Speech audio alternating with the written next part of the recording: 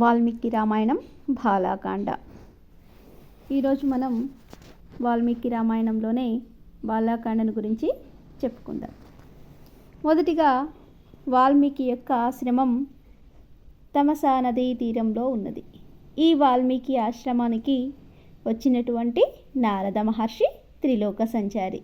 ఈ త్రిలోక సంచారి అయినటువంటి నారదుడు వాల్మీకి మహర్షికి మానవుల్లో ఉండాల్సినటువంటి మంచి లక్షణాల గురించి చెప్తూ ఉన్నాడు. ఇలా చెప్తూ ఉంటే అనేకమైనటువంటి సద్గుణాలను గురించి చెప్తుంటే అన్ని సద్గుణాలు కూడా ఒకరిలోనే ఉంటాయా, అలా ఉన్నటువంటి మనిషి ఈ భూమిపైన ఉన్నారా అనేటటువంటి ప్రశ్నను అడుగుతాడు వాల్మీకి మహర్షి. దానికి సమాధానంగా నారద మహర్షి సకల సద్గుణ సంపన్నుడైనటువంటి శ్రీరాముడున్నాడని, అతని పేరు రాముడని చెప్పడం జరిగింది. దానితోటి రాముని యొక్క పేరు తన మనస్సులో కదులుతూ ఉంటుంది వాల్మీకి మహర్షికి. ఆ తరువాత వాల్మీకి మహర్షి తమసా నదీ తీరానికి భారద్వాజాది మహర్షులతో కలిసి సంధ్యావందనానికి వెళ్తాడు. వెళ్ళినటువంటి అతడు ఆ నదిలో ఒక మునుక మునిగి పైకి లేవగానే అతనికి అంటపడతాయి అక్కడ ఉన్నటువంటి అందమైనటువంటి వృక్షము పైన ఒకరినొకటి పరకలించుకుంటున్నటువంటి క్రౌచపక్షులు. ఆ క్రౌచపక్షుల జంటని చూడగానే వాల్మీకి యొక్క మహర్షి యొక్క మనసు ఎంతో ఆనందంతో పొంగిపోతుంది.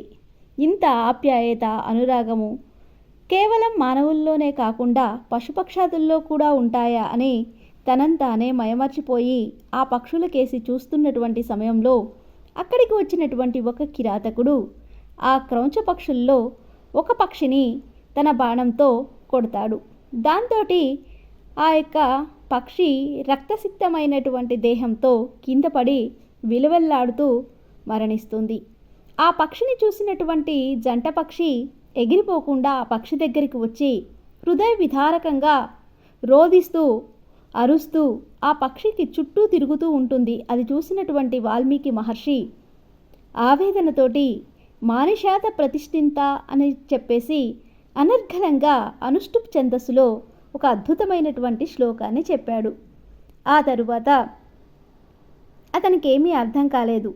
అప్పటి వరకు కూడా మహర్షిగా తన శిష్యులకి ఎన్నో విద్యాబుద్ధులు బోధించినటువంటి అతడు స్వయంగా కవి కాదు, ఏనాడు కూడా సంస్కృత ఛందోభూయిష్టమైనటువంటి శ్లోకాలు పలుకలేదు.